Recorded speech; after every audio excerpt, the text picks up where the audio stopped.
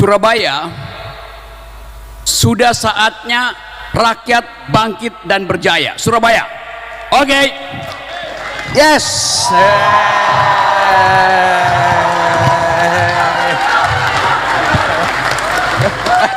Tanpa berlama-lama lagi, setelah ini kita akan masuk ke sesi public lecture bersama dengan seluruh narsum yang hadir dan sudah bersama-sama kita, bahkan ikut lesian di sini.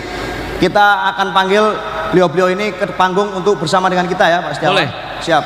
Yang pertama kita berikan tepuk tangan yang meriah, yang jauh-jauh datang bukan dari kota Surabaya. Kita panggil dan kita tepuk tangan yang meriah untuk Bung Rocky Gerung.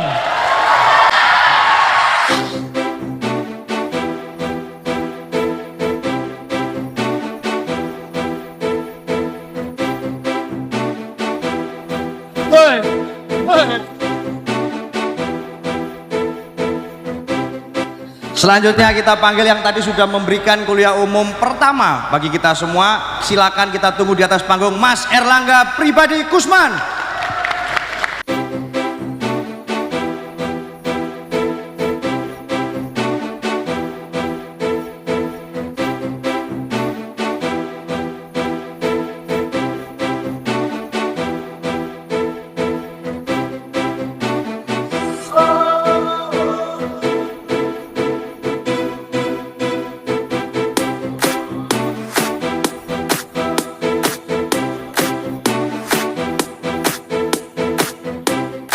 Dan selanjutnya siapa?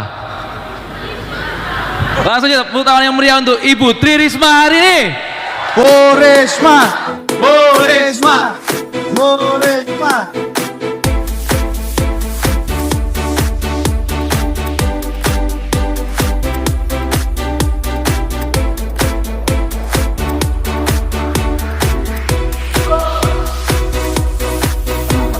Wah, aku yang pinggir aja. Iya, Bung Rocky harusnya di sebelah sini. Ini voting dari seluruh masyarakat Indonesia Iya. di ruangan ini, Pak Rocky. Untuk yang pertama menyampaikan terlebih dahulu, lebih baiknya yang kami silakan kepada Bung Rocky Gerung terlebih dahulu untuk menyapa teman-teman Surabaya. Dan tadi udah jalan-jalan, cerita-cerita sedikit, baru kemudian kita bisa menyampaikan public lecture kuliah dari Bung Rocky Gerung. Kami persilakan Bung Rocky. Oh, sekarang Besok. bukannya tunggu reshuffle. Oke, teman-teman, tadi siapa dosen Unair tadi yang pinter? Pak Suko, Suko namanya lengkapnya? Suko Widodo. Saya nggak suka.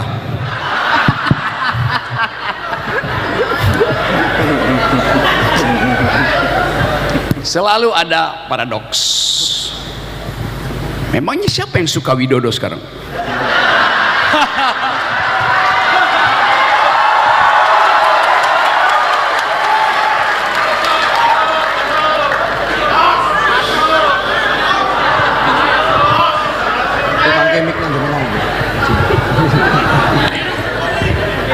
Hari ini ada pemuda Surabaya yang berupaya untuk memelihara akal sehat,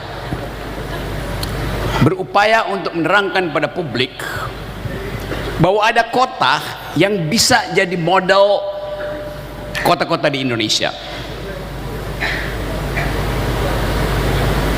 Tapi sekaligus ide tentang kota Surabaya mengingatkan kita bahwa ini kota tempat perkelahian kapital,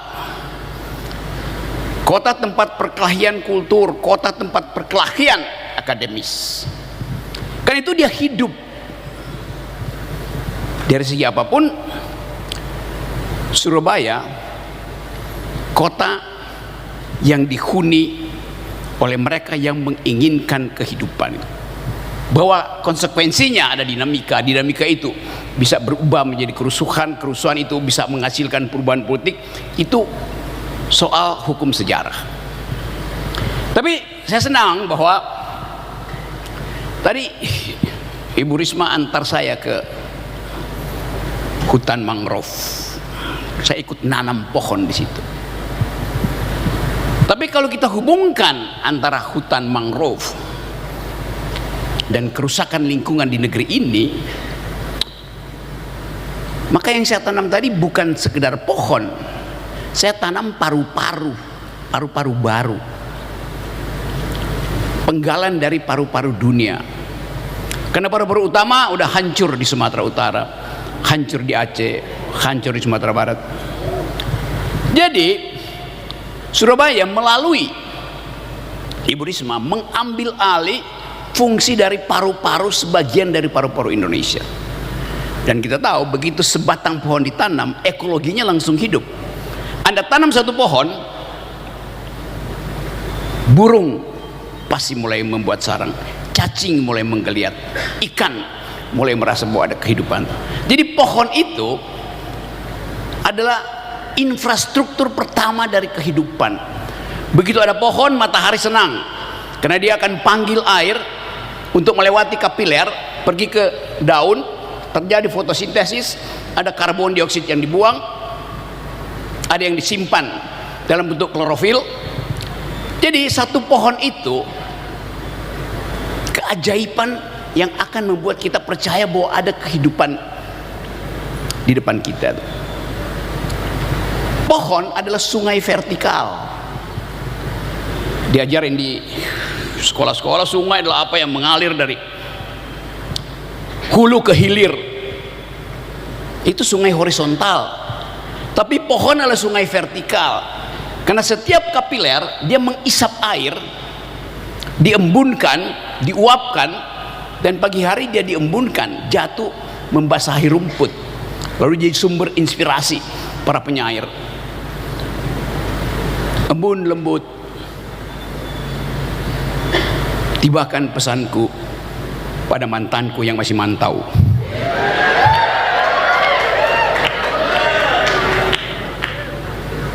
Jadi kalau kita datang ke di mangrove, kita bisa bayangkan bahwa satu waktu tempat itu akan jadi tempat relasi romans terbentuk. Mungkin papasan di tikungan yang dibuat jembatan-jembatan kayu itu, ada jembatan yang patah, lalu seorang putri mahasiswi Universitas Airlangga terjatuh di situ, lalu ada tukang ojek tarik dia, lalu mereka terlibat emosi, lalu pacaran. Drama Surabaya. Dan akhirnya si mahasiswi itu datang ke kampusnya. Semester berikutnya dia diajari oleh si tukang ojek. Karena si tukang ojek ternyata adalah seorang S3 yang tidak ada pekerjaan, sehingga dia ngojek. Itu bisa terjadi di mana aja. Hari ini ada 19.000 lulusan S3 sudah 3 semester tidak punya pekerjaan. Sangat mungkin terjadi. Jadi yang diinisiasi oleh Ibu Risma, satu waktu akan diingat oleh dua pasangan ini bahwa mereka jatuh cinta di hutan mangrove yang dibuat oleh Ibu Risma.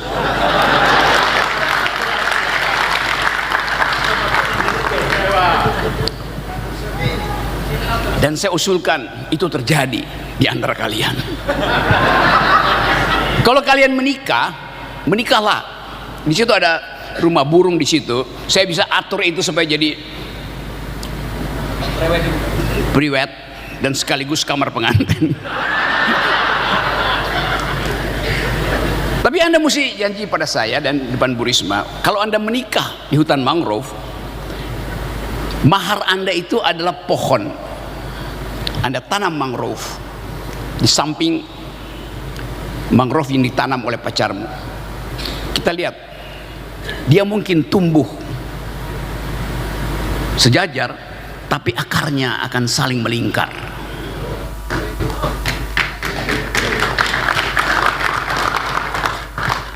Karena mangrove itu punya kemampuan untuk saling melingkar, mengikat sampai 100 meter. Di situ kekuatan mangrove. Dan seandainya Anda cerai,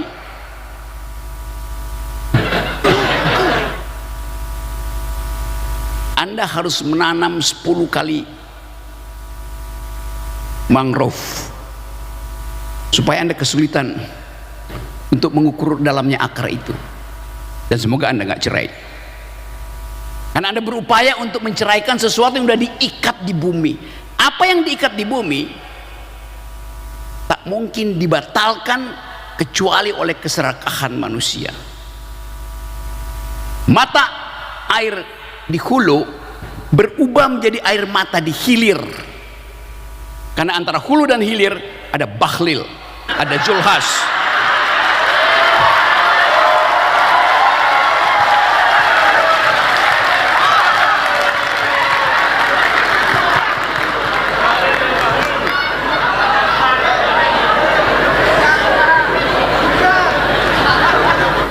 Anda melihat kasus lingkungan itu dari sudut pandang political economy,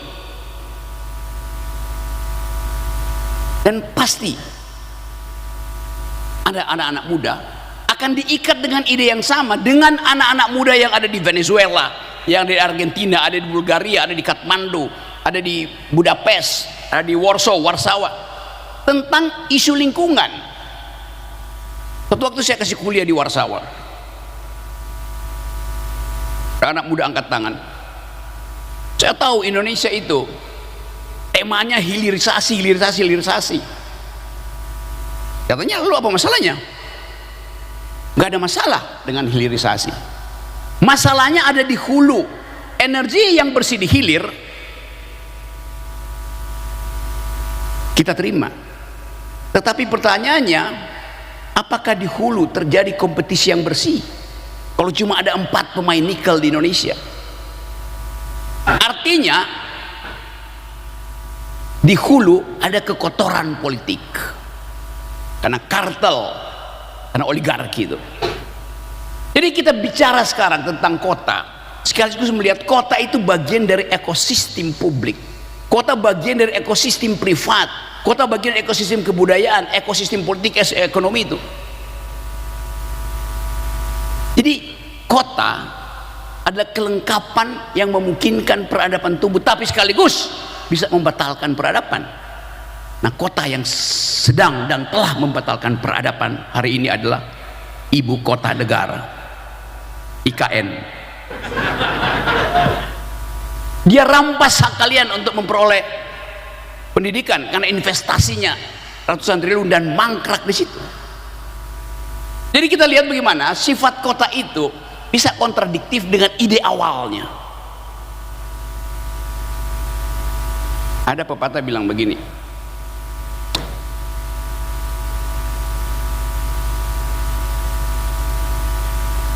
kota itu, a city is known by its streets. Kota itu dikenali melalui jalan-jalannya, seperti manusia dikenali melalui perbuatannya. As a person is known by their deeds.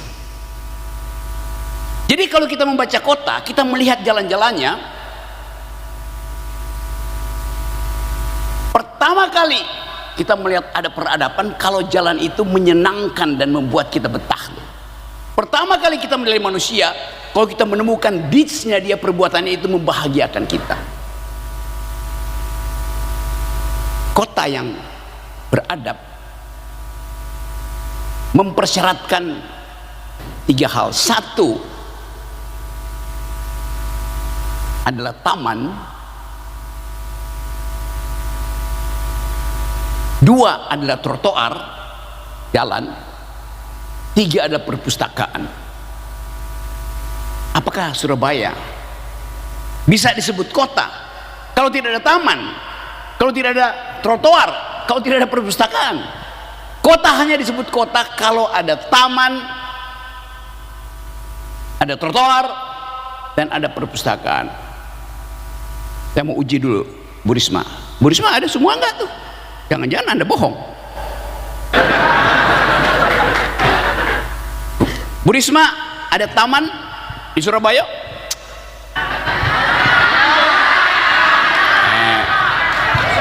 Bu Risma ada trotoar di Surabaya? Bu Risma ada perpustakaan di Surabaya? Berarti yang ditulis oleh media bahwa Risma itu adalah gila taman memang benar.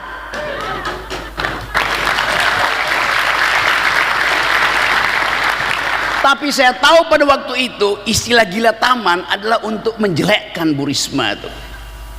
Ini orang gila taman, bikin taman aja kerjaannya. Lo memang itu fungsi kota, untuk menetralisir ketegangan di dalam rumah yang makin lama makin sempit, sehingga diperlukan perluasan ruang batin. Taman itu adalah perluasan ruang batin.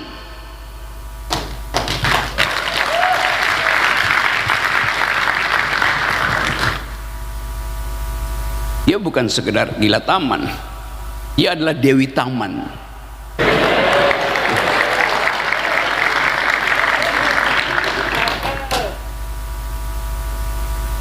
Karena itu Ibu Risma harus memimpin terus menerus dari sampai di Republik. Jadi Ibu Risma namanya bukan Tri Risma hari ini, Tri Risma hari nanti.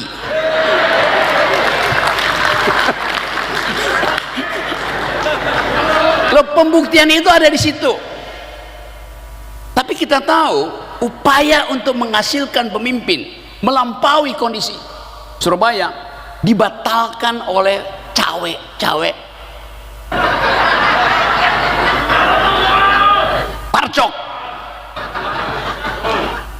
Ada Parcok tuh nggak paham taman, Parcok tidak paham trotoar, Parcok tidak paham perpustakaan. Kalau dia paham, dia tidak halangi Risma untuk muncul sebagai pemimpin. Saya menyebutkan itu sebagai pendapat karena saya menganalisis. Ibu Risma pasti punya batin, udah lah nggak usah ngomong yang begituan. Iya, tapi sejarah mesti menulis itu. Kan itu fakta yang bahkan dianalisis oleh ilmuwan-ilmuwan Indonesia di dunia. Apa yang terjadi di Surabaya, apa yang terjadi pada Risma, apa yang terjadi pada Ganjar, dicatat secara akademis.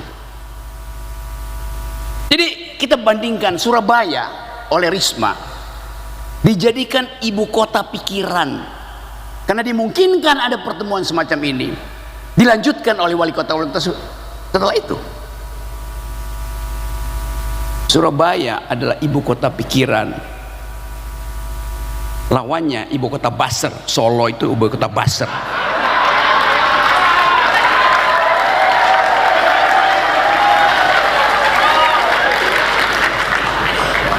Saya balik pada tema ini. Saya kemudian diajak Bu Risma tadi pergi ke Taman Harmoni. Dipilih istilah harmoni untuk memungkinkan ada persahabatan antar warga negara, warga kota. Humanity itu, solidarity dimulai di Taman Harmoni. Sebelum tiba di Taman Harmoni, saya ikuti jalan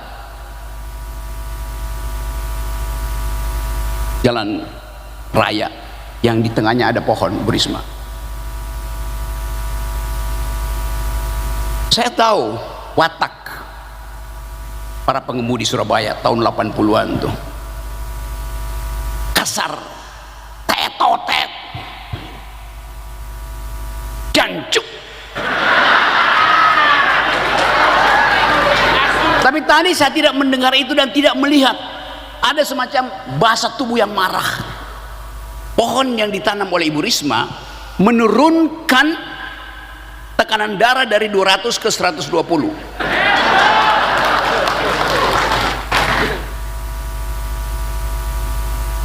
Jadi apakah Ibu Risma pada waktu itu seorang wali kota Bukan, dia seorang psikolog, dia seorang psikiater yang tahu cara menurunkan emosi warganya. Dan itu yang namanya pemimpin. Tugas pemimpin bukan sekedar memberi makan siang gratis.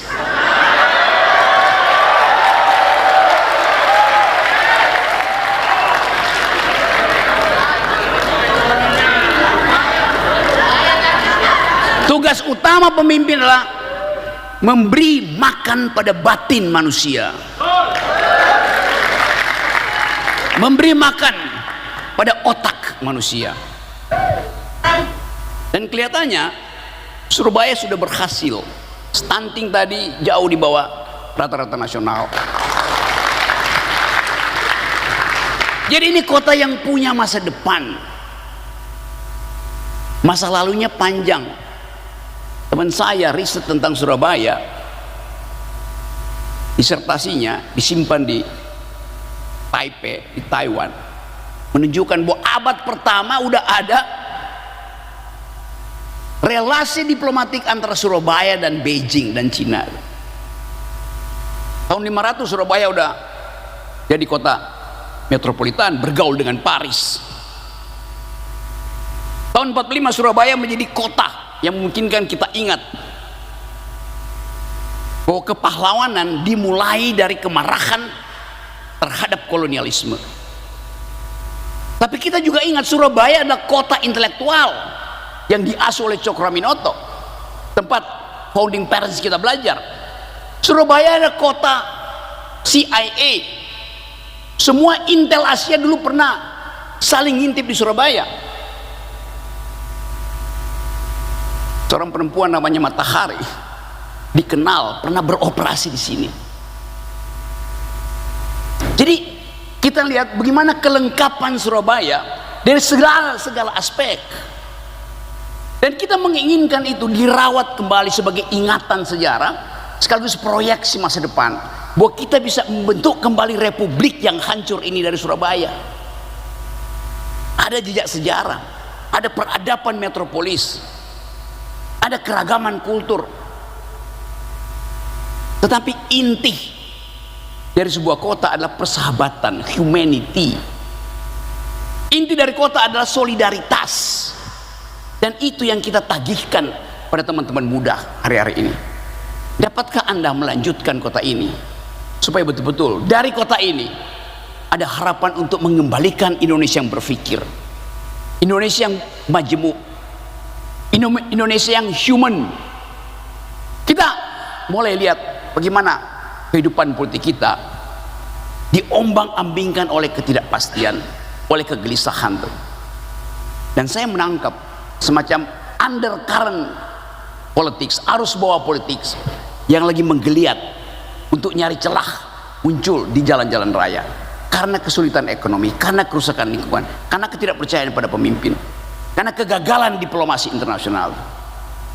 Pertanyaan saya, sanggupkah Surabaya mengambil risiko untuk menjadi semacam peneduh negeri? Anda lihat kemarin Bu Risma, Presiden Prabowo mengumpulkan 1.200 guru besar di istana. Sampai sekarang saya mau tahu apa isinya. Pasti nggak ada. Kenapa? Tak seorang pun guru besar berani angkat tangan bertanya pada Presiden Prabowo, bagaimana nasib universitas, yaitu kebebasan berpikir.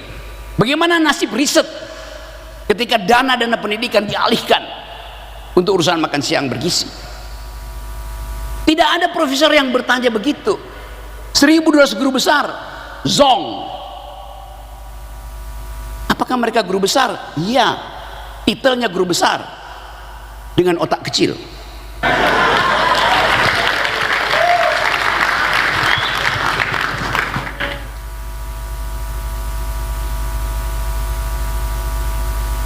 Tadi ada berita pidato dari Mualim, Gubernur Aceh,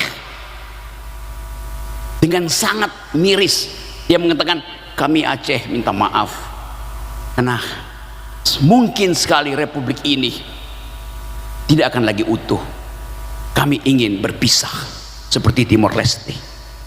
Diucapkan oleh gubernur, artinya ada problem pada bangsa ini. Dan kita mendengungkan terus-menerus Pancasila, NKRI harga mati, tanpa paham bahwa relasi kita dengan Aceh terhalang karena arogansi kekuasaan. Relasi kita dengan Aceh terhalang oleh seseorang yang manggul-manggul beras di situ. Yes. Kenapa Jules mesti manggul-manggul beras? Hanya untuk memperlihatkan bahwa dia punya dua dengkul yang kuat. Dan termul memang kuat di dengkul. Yes. Jadi kita mau baca Indonesia dari Surabaya, kita mau baca negeri ini dari sejarah perjuangan para pahlawan, para pemikir awal bangsa ini, dan mulai melihat bahwa tanpa human solidarity, tanpa prinsip humanity, hilang yang namanya NKRI. NKRI dihasilkan karena dua prinsip itu. Bahkan Bung Karno bilang solidaritas manusia itu bukan sekedar himbauan untuk merdeka, tapi himbauan untuk menjaga perdamaian dunia. Dan itu yang dihasilkan di 1955 di Konferensi Asia Afrika. Jadi isu kita ini spirit of humanity, artinya spirit untuk mengembalikan sesuatu yang pernah ada di kita, itu kemampuan untuk peka pada sesama manusia. Saya menganggap bahwa public lecture semacam ini harus diperbanyak, karena kita ingin berinvestasi di bidang humanity. Kalau Anda bicara tentang kehidupan dunia hari ini, semua anak muda dia nggak peduli lagi dengan nationality-nya dia percaya pada spirit of humanity. Anak-anak muda dunia tata bahasa mereka adalah do you speak global security, karena ada problem Iran, karena ada problem Venezuela, ada problem Bulgaria, ada problem Nepal. Do you speak global security? Negeri kehidupan global kita sedang sangat berbahaya, tapi itu biasa. Karena dialektika politik dunia memerlukan realignment, upaya untuk menstabilkan kembali. Asumsi-asumsi multilateral hilang, asumsi bilateral hilang, karena arogansi kekuasaan bisa memaksa satu negara tunduk setunduk-tunduknya. Anak muda sekarang bicara juga tentang do you speak environmental ethics, karena merasa bahwa nasib bumi ini harus diasuh oleh kami anak-anak muda yang dalam 23 tahun ke depan akan mengalami efek katastrofi yang paling berbahaya dari perbuatan generasi hari ini. Anak muda juga bicara tentang human solidarity itu. Jadi ini tema yang bagus, tinggal kita breakdown. Pertama adalah partai mana yang mampu untuk mengucapkan secara tegas prinsip back to spirit of humanity. Partai mana yang mampu mengatakan bahwa kami hanya percaya human solidarity. Anda pilih partai-partai, Anda lihat podcast mereka itu. Kalau partai-partai itu do not speak global security, tidak paham, do not understand environmental ethics, dan illiteracy dalam soal human solidarity, tinggalkan partai-partai itu.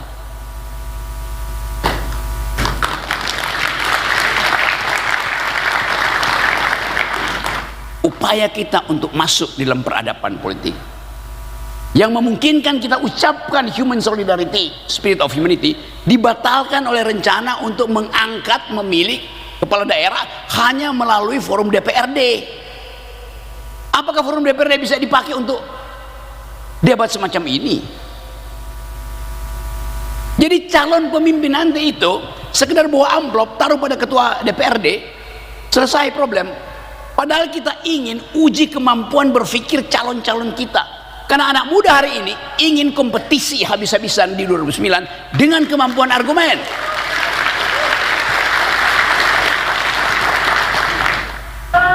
Kita ingin pastikan itu, bahwa demokrasi memang mahal, Tapi jangan dibuat murah dengan menjual murah kedaulatan rakyat. Kan kalau pemerintah bilang bahwa oke, pemilu mahal, oleh karena itu dibuat murah aja. Di mana? Bikin di DPRD. Memang jadi murah. Tetapi kedaulatan rakyat justru ikut murah karena akan dinilai oleh tebalnya amplop.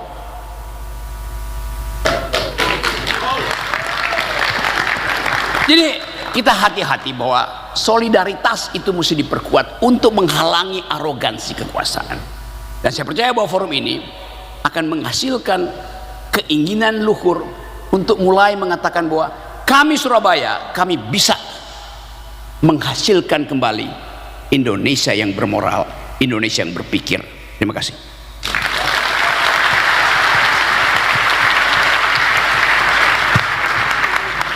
Tepuk tangan yang meriah sekali lagi untuk Bung Rocky Gerung.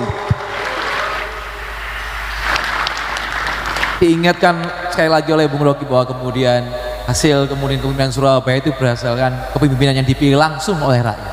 Betul, dan dari pemilihan dan pemilihan itulah lahir pemimpin-pemimpin yang tidak hanya berpikir dengan rasionalitas, tidak hanya pikir soal elektabilitas atau isi tas, tapi pemimpin yang diulangi, pemimpin kota Surabaya yang lahir dari bumi Surabaya, tidak hanya orang-orang yang lahir hanya dari logika rasionalitas, elektabilitas dan isi tas,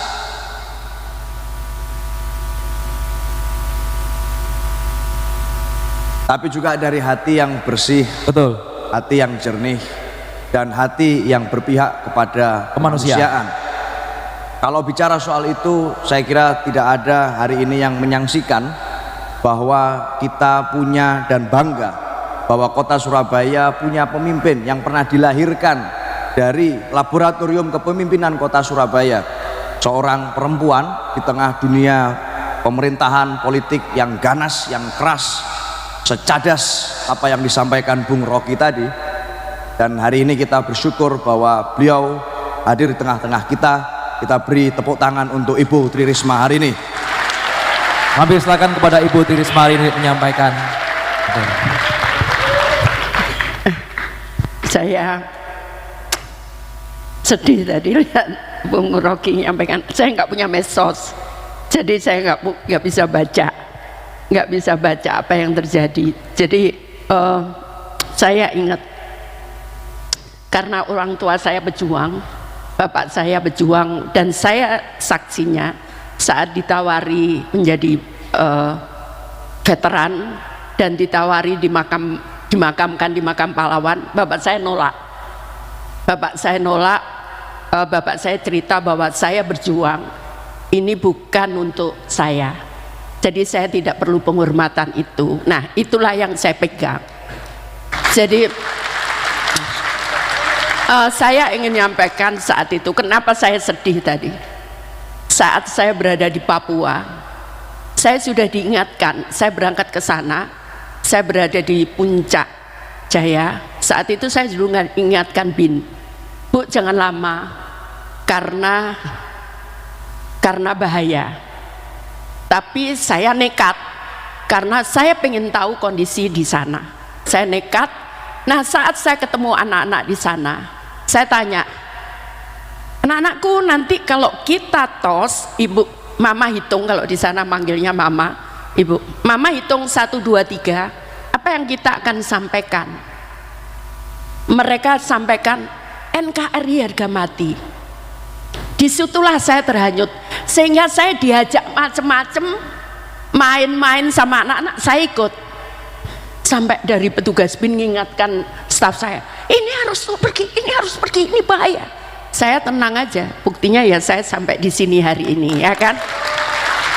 Yang kedua, pernah juga di Papua, di situ sudah dipasang semua bintang kejora. Saya sudah diingatkan, Ibu jangan ke sana. Oh, nggak bisa. Kalau saya janji, saya harus tepati. Saya ke sana, buktinya sekarang juga sampai di sini, ya kan. Saat itu pernah juga pada waktu bencana di NTT, saya tiba-tiba acara-acara adat dan sebagainya, padahal saat itu bencana, saya harus berada di tempat yang lain. Saya tunggu, saya dengan ada menteri yang lain juga, gak selesai upacara adat. Tiba-tiba ini helikopter harus pergi, sementara saya sendiri datang di situ. Karena sebetulnya banyak dari Jakarta, ternyata harus naik helikopter yang isinya cuma 6. Tinggallah saya berdua, yang 4 stafnya menteri itu. Kemudian ternyata pindah lagi pesawat helikopter, tinggal 4 orang, tinggallah saya sendiri. Saya tinggal semuanya. Tiba-tiba begitu mau ke tempat yang kedua, nggak bisa, ini waktu sudah nggak bisa, harus pergi. Saya sampaikan saya nggak bisa di situ. Saya harus ke tempat yang kedua karena saya sudah janji. Dan di tengah habis itu Kapolres nyampaikan, ibu naik kapal saya aja. Enggak, itu staf saya naik motor aja di pulau itu. Ternyata Kapolres ngambil, enggak bu, jalannya jelek. Naik kapal lah saya patroli itu. Saya nanya, nanti kapal yang dari Pulau Alor ke pulau saya lupa namanya, itu jam berapa? Sudah mama. Kok sudah? Yang ada lagi, tidak ada mama, mati ini tidur di pulau yang saya nggak tahu di mana sendiri. Tapi sudahlah saya sampaikan, baik Pak Kapolres, saya akan tidur di sini. Bu, tapi di sini nggak ada air. Oh, saya nggak perlu air. Saya hanya butuh untuk minum dan mungkin ke toilet kalau saya ke toilet. Bu, di sini nggak ada toilet. Maksud bapak saya harus ke toilet, ya? Saya harus ke hutan. Terus ke situ ke toiletnya. Iya, oke Pak, nanti saya ke hutan, Bapak jaga anak buahnya dari jauh gitu. Ya saya takut kalau ada harimau wong di hutan. Terus benar ternyata Tuhan ternyata adil. Tiba-tiba saat itu Pangkodau Angkatan Udara ketakutan lihat saya tidak ada di heli yang bawa saya harusnya. Dijemputlah saya. Nah sekarang sampai di sini. Nah tadi Bung Rocky sebetulnya taman itu saya ya ternyata memang ilmu itu betul, jadi bahwa dengan oksigen yang bagus maka seseorang akan berpikir yang bagus. Maka saya pernah nanam satu hari itu 1.800 pohon karena saya berpikir kalau masyarakat ini oksigennya banyak, masyarakat Surabaya oksigennya banyak, pasti tidak mudah emosional. Dan saya membuat pertama kali Taman Bungkul, ingat ya, saat itu jiwa saya waktu itu kepala dinas kebersihan cuman pengen ketemu antara anak-anak bayi, balita, kemudian remaja, kemudian orang tua. Saat saya bangun itu banyak PKL ada di luar. Saat saya datang bukan siapa-siapa karena cuman kepala dinas, saya dilempari batu. Peluk ini. Kenapa? Karena tahu mereka akan diusir. Tapi ternyata saya nggak ngusir, saya tempatkan di belakang. Tahu ya semua sentra PKL itu. Nah, jadilah saya ngomong gimana narik remaja ini datang. Saya kasihlah free wifi. Ingat, free wifi itu mungkin pertama di dunia, sehingga Taman Bungkul itu mendapat penghargaan taman terbaik se-Asia Pasifik ya. Nah, jadi saya ingin menyampaikan sebetulnya apa? Kalau di suatu kota itu kita bisa bertemu, maka kita akan bisa saling mengisi. Yang kecil bisa tahu yang besar tahu dengan yang tua, maka akan terjadilah penghormatan. Saya percaya itu. Dan apa yang terjadi saat itu betul itu terjadi di Taman Bungkul. Anak-anak remaja dulu saya siapkan speedboat, dia nggak bisa pakai, ternyata sama anak-anak kecil dipakai berangkang. Anak-anak itu nggak marah, itu yang luar biasa. Jadi saya ingin menyampaikan kepada seluruhnya, kalau saya punya prinsip bahwa kalau kita baik dengan orang, maka orang pun akan baik kepada kita. Nah, itu coba saya lakukan juga. Coba bayangin, saya naik kapal karena Kementerian Sosial itu nangani 3, terdepan, terpencil, dan tertinggal. Saya pergilah ke suatu pulau perbatasan dengan Filipina, Tawau, dengan Tawau di Palau. Di situ namanya Pulau Mapia. Kita berangkatnya dari Sorong. Nah, kita naik kapal 19 jam. Pulang pergi 38 jam. Saya ikuti, saya pengen lihat ke sana. Saya bawa kebutuhannya, ada sekitar 89 kakak di situ. Kita ketemu dengan tentara-tentara kawasan perbatasan. Saya ikuti, saya bawakanlah bibit macam-macam, mulai pepaya, mulai saya bawa ke sana dengan harapan mereka bisa sustain. Kami bantu dia merubah karena banyak kelapa menjadi minyak goreng, dan ternyata itu berjalan. Nah, saya ingin nyampaikan ada satu orang guru saat itu yang kita berangkatkan. Jadi anak muda, saya ingin nyampaikan, guru itu dari Jawa. Uskup di Jayapura nyampaikan, Bu, sudah 3 tahun sekolah itu tutup karena nggak ada guru. Akhirnya saya kirimlah guru, dan ternyata guru itu dari Jawa. Mungkin rekan-rekan di sini ingin tahu berapa hari dia berjalan. Dia kalau menuju tempat dia mengajar, dia harus jalan 3 hari 2 malam. Saya tanya dia, kamu kalau malam gimana? Saya masuk aja ke mana namanya apa? One-nya itu saya ngomong bahwa saya guru, diterima mereka dengan baik. Jadi sekarang ini di sini tadi banyak anak muda.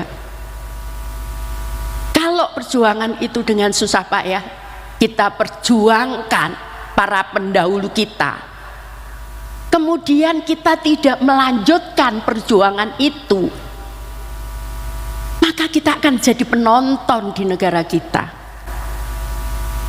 Kita akan jadi penonton karena kemudian yang menikmati orang lain. Padahal mungkin yang berjuang itu adalah anak-anak muda di sini, kakek neneknya. Kenapa enggak? Itu betul. Nah, kalau kita kemudian baru segini jalan udah capek. Saya pernah perjalanan juga ke Pulau K. Pulau K itu berbatasan dengan Australia. 34 jam saya jalan, 1 kali jalan naik kapal, mabuk-mabuk. Saya pernah juga perjalanan 17 jam jalan darat. Mana ke toiletnya? Saya bawa sarung, katanya Bu Mega, Mbak kalau pergi ke sana bawa sarung. Saya depro aja. Kalau yang laki-laki enak minggir. Ya hutan semua mau apa? Jadi karena itu, ayo jangan menyerah. Jangan menyerah. Saya sengaja buat 1.400 lebih perpustakaan itu supaya anak-anak Surabaya itu dia punya pendidikan. Oke lah. Oke lah, kalau saya ngomong tidak semua bisa jadi sarjana. Tapi apa mesti harus kalah? Pertanyaan saya. Saya punya 1 anak. Dia tiba-tiba curhat ke saya suatu acara, Bu, semua orang benci saya termasuk orang tua saya. Aku udah takut aja, ini kenapa? Semua orang benci. Terus, emangnya kamu kenapa sayang? Karena saya suka balapan. Wah, aku bilang, aku seneng kamu. Kalau kamu balapan, kamu nggak mabuk kan? Ya enggak lah, mana bisa balapan. Itu lahirnya sirkuit di Surabaya Barat yang tadi ditampilkan Mas Ari. Itu sekarang melahirkan pembalap tingkat dunia. Tuh anak tuh datang ke saya, Bu, saya pamit, markas saya pindah ke Dubai. Jadi kemarin saya dengar dia pindah lagi ke Eropa. Jadi artinya tidak ada yang tidak mungkin bagi semua saja. Tidak ada yang tidak mungkin. Tergantung kita mau atau tidak. Ingat, saat pejuang itu saya diceritain almarhum bapak saya. Bapak saya karena rumah kakek saya dipakai oleh santri-santri seluruh Jawa Timur untuk tempat markasnya. bapak saya itu disuruh nyuri senjata di Don Bosco itu. Dicurilah senjata itu, sudah dicuri banyak, kena tembak lagi, tapi ini disuwuk jadi nggak luka. Bapak saya cerita cuman tergores, saya lihat itu, ini loh bekasnya, nggak luka padahal kena tembak. Nah saat senjata itu sudah ngumpul, ternyata nggak ada yang bisa menggunakan. Luar biasa kan? Tapi kenapa mereka takut? Penjajah, kenapa mereka takut dan mereka pergi? Karena begitu banyak korban. Makanya ada buku Battle of Surabaya, coba dibaca. Bagaimana mereka ngeper, karena begitu gagah berani arek-arek Surabaya berjuang untuk mencapai kemerdekaannya. Jadi coba bayangkan, kalau kalian menang di pertempuran ini, kamu berhasil, kamu sukses, kamu bisa menolong orang lain, kamu bisa menolong orang lain. Coba camkan, kalian bisa menolong orang lain tanpa harus jadi pejabat, bisa menolong orang lain. Kalau kalian berhasil minimal memberi pekerjaan. Nah sekarang tergantung kita, kita mau kalah atau menang? Kita mau kalah atau menang? Kita mau kalah atau menang? Pegang kata-kata itu, pegang kata-kata itu ya, pegang kata-kata itu. Kenapa saya banyak diundang? Karena saya nggak bisa bersaing jadi ketua Apeksi, dicalonkan. Ternyata ada yang bisik-bisik saya, Bu, tolong ini dibantu untuk jadi ketua Apeksi. Oh ya, saya bantu. Ternyata nggak jadi juga, itu yang saya bantu. Nah akhirnya saya jadi presiden UCLG, United Cooperation Local Government Asia Pasifik ya. Nah kemudian saya diangkat menjadi presiden Belt and Road oleh Presiden Xi Jinping di China. Disitulah saya belajar. Saya ditanya, oke, saya tanya aturannya, boleh nggak saya jadi ini presiden ini? Boleh katanya. Tapi saya ngomong, tapi saya punya syarat. Oke, syaratnya apa? Saya pertama boleh belajar tentang UMKM-mu. Dan saya belajar, makanya disitulah saya takut. Kalau kalian tidak punya fighting spirit, maka kita akan kalah, kita akan dijajah kembali. Karena itu tolong sekali lagi, jangan menyerah. Kalau sekarang gagal, bangkit lagi. Kalau kalian jatuh, bangkit lagi. Sampai suatu saat jatuh takut pada kalian semuanya. Bisakah?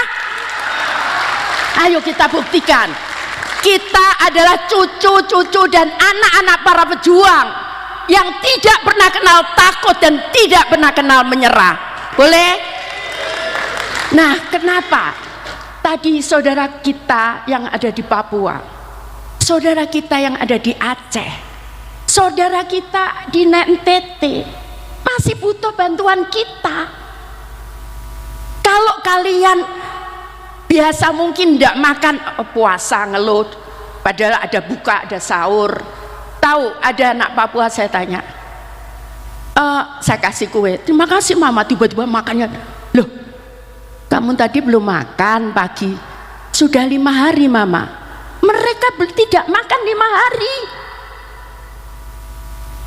Jadi kalau kita bisa bantu mereka dengan persaudaraan, dengan ikatan kekeluargaan,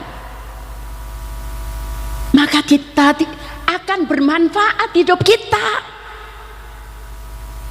Saya waktu dicalonkan gubernur diperiksa kesehatan gini-gini, ngapain gitu. Saya pikir untuk apa aku gini ya, kok susah amat jadi gubernur.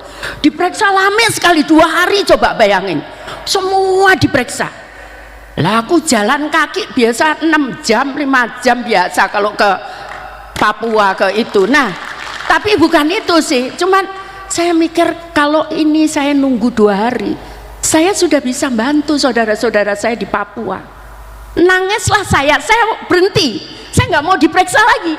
Bingung semua tim saya, ini gimana nih? Katanya gitu.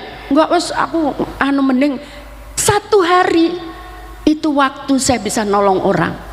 Makanya waktu di Aceh, Bu, Ibu minta Ibu berangkat, aku ndak ngitung apa-apa, berangkat sampai sana tiba butuh akeh gak duwe ternyata ya, tapi ya namanya bonek ya toh, bonek aja gitu ya. Saya percaya bahwa pasti ada manfaatnya saya ke sana. Jadi karena itu ini banyak anak-anakku seusia anakku, bahkan mungkin cucuku, ayo sekali lagi, kalau kalian berhasil, kalian bisa menolong orang lain. Tinggal kalian mau atau tidak. Ayo, mau apa tidak? Terima kasih.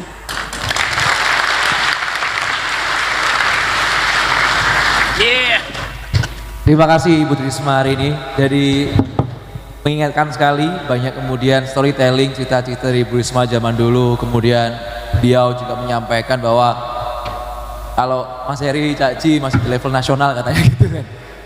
Bu Risma sudah di level dunia. Iya. Tapi Cak Ji sama Cak Heri sudah di level nasional, internasional juga Jan. Gimana itu?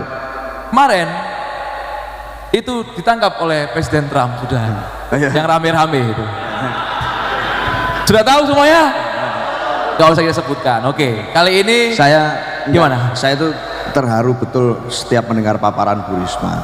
Karena Bu Risma itu wali kota yang memimpin waktu zaman kita mungkin masih pada kecil-kecil ya teman-teman ya. Kelas berapa kamu Sen? Saya waktu Bu Risma wali kota itu saya SMA, SMP bahkan. Oke. Waktu itu saya bikin demo Pak Setiawan. Demo ke siapa? Biar Bung Rocky tahu. Ke Pak Widodo itu tadi. Waktu saya SMP.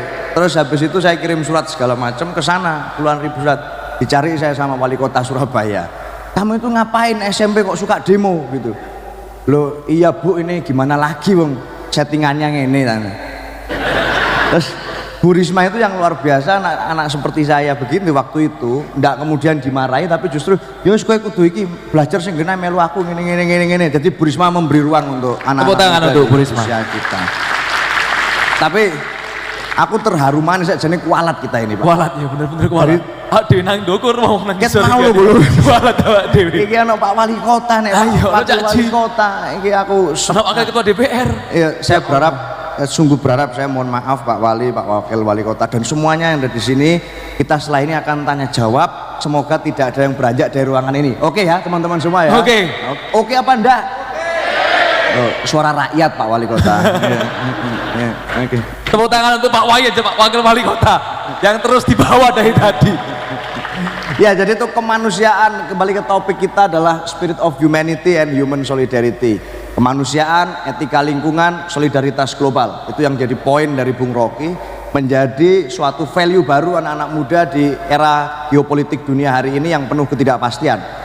Jika kita ingin melangkah bareng-bareng, Surabaya sudah diletakkan fundamen berpikirnya sebagai ibu kota pikiran, sebagai ibu kota rasionalitas, ibu kota perjuangan. Di sejarah bangsa ditarik kemanapun selalu ada jejak itu.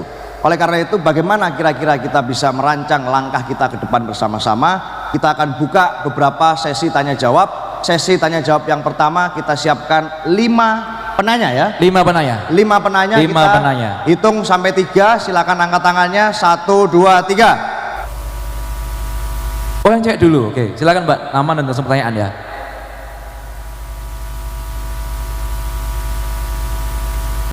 Baik, terima kasih untuk kesempatan yang sudah diberikan. Assalamualaikum warahmatullahi wabarakatuh. Selamat sore, perkenalkan saya Nadifa. Saya berasal dari SMP Negeri 37 Surabaya sebagai pelajar kelas 9 saat ini. Kebetulan pertanyaan saya ingin saya ajukan kepada Bung Rocky Gerung. Mohon izin. Di tengah pembangunan kota, khususnya di kota Surabaya, kita melihat penataan ruang, relokasi, serta pembangunan infrastruktur yang kerap dijalankan dengan logika yang mengorbankan ruang hidup, ruang sosial, juga suara masyarakat. Pada saat yang sama, negara kita mengarahkan kebijakan nasional dengan menetapkan makan bergizi gratis atau MBG sebagai program prioritas utama. Dengan catatan saat ini MBG masih belum merata di beberapa satuan pendidikan kota Surabaya. Bahkan ada tragedi kalau ada mobil MBG yang menabrak siswa sekolah dasar di kota Jakarta. Sementara pendidikan diposisikan sebagai prioritas pendukung. Menurut Bung Rocky, bagaimana seharusnya kita membaca arah politik kebijakan semacam ini? Apakah pemenuhan kebutuhan dasar seperti MBG ini cukup untuk membangun peradaban di kota-kota di Indonesia yang adil serta manusiawi? Serta pembentukan kesadaran dan partisipasi warga ini justru tersingkir sehingga pembangunan berisiko ini hanya melahirkan kota yang tertib dan rapi secara fisik, tetapi rapuh secara demokrasi, partisipasi masyarakat, kualitas sumber daya masyarakat, serta kualitas pendidikan. Terima kasih. Baik, terima kasih. Panjang sekali, yang ngetik di belakang susah mungkin sepertinya. Lanjut pertanyaan selanjutnya. Boleh kan langsung ya? Atau langsung dijawab Bung Rocky? Selak lali, biarkanlah, gak apa-apa. Ya selak lali, langsung Bung Rocky. Langsung Bung Rocky, langsung. Jadi kamu statusnya apa? Saya sebagai pelajar kelas 9 di SMP Negeri 37 Surabaya. Pelajar kelas 9. Umur kamu berapa? Saya masih 14 tahun. Bayangin. Anak 14 tahun mengikuti semua social issues.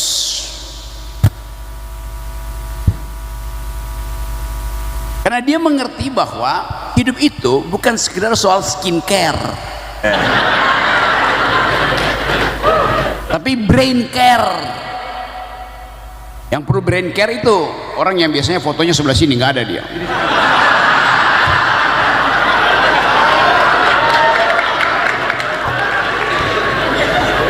Ya mungkin diturunin atau he doesn't speak humanity. Kita coba lihat kondisi yang diterangkan tadi oleh siapa nama kamu? Nadifa. Kalau kita simpulkan, itu problem memakan siang bergizi, transfer ke daerah, semua terkait dengan isu kemiskinan. Fakta itu kita kenali. Untuk mengentaskan kemiskinan, ekonomi mesti tumbuh di atas 6%. Jadi selama ekonomi tidak tumbuh di situ, ya pasti subsidi buat makan siang, subsidi buat BLT segala macam akan naik terus. Sekarang problemnya bagaimana menumbuhkan ekonomi 6% itu yang gagal capai oleh Purbaya. Nah, dia pura-pura banyak gaya aja tuh.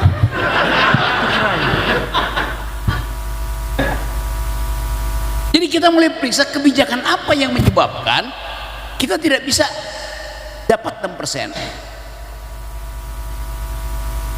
Kalau cuma 4%, nggak ada pemerintah pun ekonomi tumbuh 4%.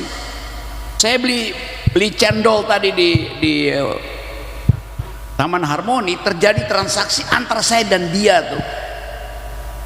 Saya pulang pesan Gojek, terjadi transaksi antar saya dengan tukang Gojek. Ekonomi bisa tumbuh tapi maksimal 4%. Jadi tanpa intervensi pun saya bisa tumbuh. Jadi kalau tumbuhnya cuma 5%, itu artinya peran pemerintah cuma 1% buat naikin itu. Selebihnya adalah aktivitas kita. Saya cabut singkong di kebun orang, minta izin maksudnya, jual langsung, saya goreng, saya jual langsung pada pemotor, ekonominya bertumbuh. Tapi kan bukan itu yang disebut pertumbuhan yang didesain oleh APBN. Bu Risma bisa numbuhin ekonomi tanpa perlu APBN. Pak R tadi juga terangin begitu. Jadi otonomi masyarakat bisa menumbuhkan itu. Tapi kita tahu bahwa yang bisa begitu paling 4-5 kota di Indonesia, selebihnya mampu, sehingga mesti nunggu dana dari pusat. Dan itu yang membingungkan presiden sekarang. Harus ada uang 680 triliun untuk menutupi kekurangan APBN. Pertanyaannya, bisa dapat nggak? Bisa, emang bisa dapat. Bunganya pasti tinggi karena kita butuh. Agunannya apa aja tuh? Jadi kita lihat bahwa ekonomi dimaksudkan untuk menghasilkan kesetaraan manusia, tapi yang tidak disparitas. Jadi masalahnya ada di situ, teman-teman. Kalau misalnya kita nggak ada uang untuk membangun, nah caranya gampang, cetak aja uang. Itu kan problem sederhana moneter. Kalau tidak ada kegiatan ekonomi, saya cetak uang. Berapa pemerintah perlu tahun depan? 1.200 triliun, gampang. Saya cetak 1.200 triliun rupiah. 600 triliun saya kasih buat demand. Pabrik, perusahaan, kontraktor, saya kasih uang 600 triliun, maka dia hasilkan manufaktur, makanan. Terus kalau nggak ada yang beli, saya kasih pada rakyat 600 triliun. Maka terjadi kegiatan ekonomi kan. Ada barang, ada supply, ada demand. 600 triliun buat supply, 600 triliun buat demand. Jalan ekonominya. Ya, tapi cuman 1 minggu deh itu inflasi. Kenapa? Karena uang kita nggak ada harganya. Kita mesti import. Jadi kita cetak uang boleh, tapi efeknya inflasi. Lain Donald Trump, dia cetak uang, uangnya beredar satu dunia. Rupiah kita, begitu kita embarkasi dari Juanda pergi ke Malaysia, udah nggak ada harganya uangnya. Kan di situ bedanya tuh. Nah sekarang pemerintah mau pilih apa? Hanya itu soalnya. Kalau pemerintah masih berupaya untuk memamerkan program-program yang quote and quote sosialistis tanpa menghitung konsekuensinya, udah pasti ambruk. Jadi hitungan-hitungan itu tentu anak-anak ekonomi pernah belajar dan tahu bahwa soal yang paling utama adalah siapkan lapangan kerja. Itu soalnya tuh. MBG itu bisa menghasilkan lapangan kerja, bisa. MBG bisa menghasilkan lapangan kerja kalau dapur-dapur itu diolah langsung oleh emak-emak di RT-nya masing-masing.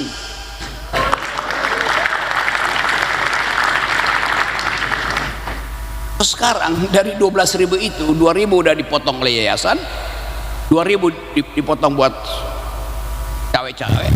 Yang nyampe ke rakyat itu tinggal 6.000 rupiah ke generasi dia. 6.000 rupiah itu artinya separuhnya racun.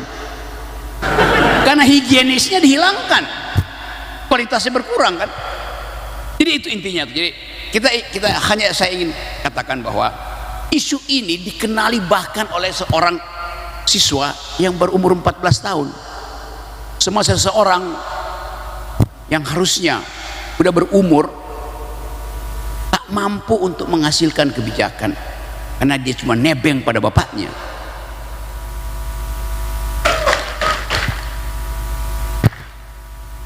Jadi saya mau simpulkan bahwa satu waktu kemarahan generasi mereka ini akan menghasilkan kegemparan politik. Siapa mereka? Mereka adalah netizen yang tahu tentang isu melalui sosial media. Karena itu sosial media sekarang mau dikendalikan. Ada undang-undang tentang propaganda.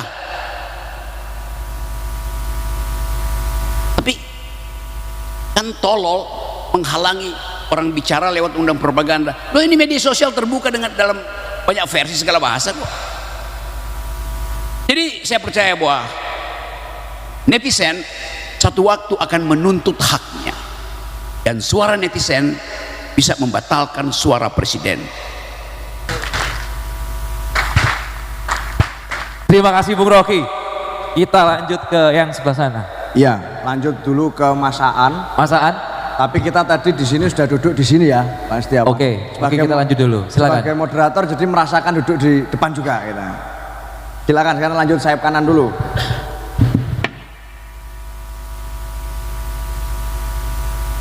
Saya ingin tanya ke Bu Risma ya. Sebelumnya saya merasakan tuh dari sebelum Covid itu Surabaya itu mengalami kemajuan yang drastis. Tapi semenjak 3-5 tahun Surabaya ini kayak semakin menurun drastis ya, karena semenjak ada ormas yang merajalela.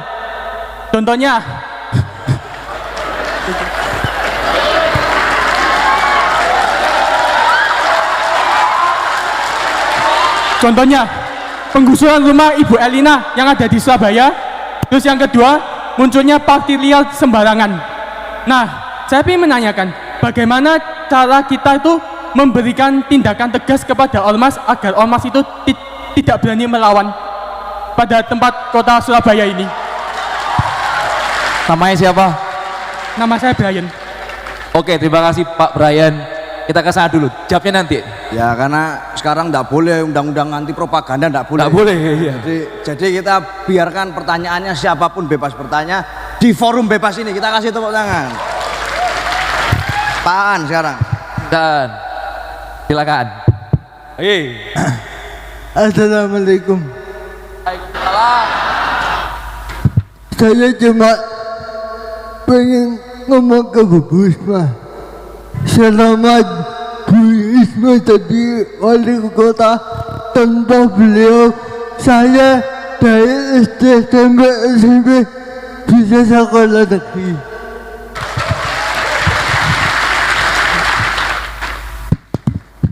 Tanpa Bu Risma teman-teman saya gak bisa, belum apa-apa, tetapi Bu Risma ada di sekolah negeri yang belum menerima disabilitas. Alhamdulillah sekarang bisa menerima disabilitas.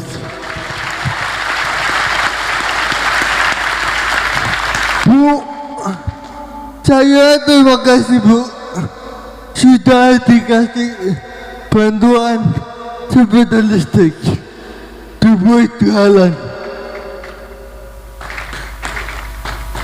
Saya berterima kasih juga, di sini ada guru saya Pak Andi Fuad Ahmadi.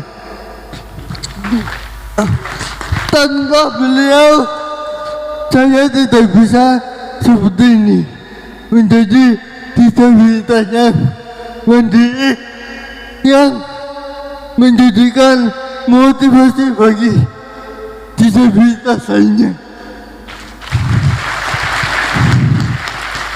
Terima kasih Bu Risma. Tanpa Ibu disabilitas Surabaya tidak akan seperti ini. Bu Risma memang baik, tapi emang enggak kok gak Ibu Risma yang jadi gubernur.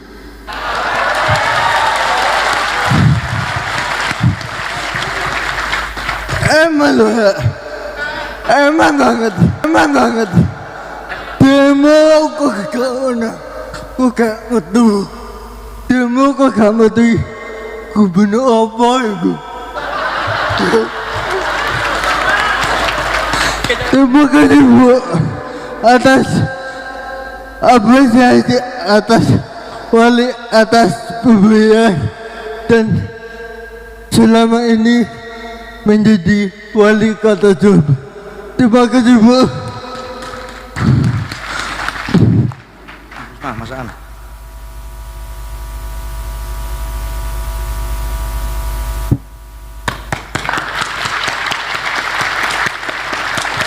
Jadi Bapak Ibu sekalian, Bang Rocky, jadi itu dulu semua mulai TK, PAUD sampai SMA itu dikelola oleh pemerintah kota. Sebelumnya saya mulai wali kota, tiba-tiba ada undang-undang pemerintahan daerah itu tahun 2017 yang mengamanatkan SMA itu dikelola oleh provinsi.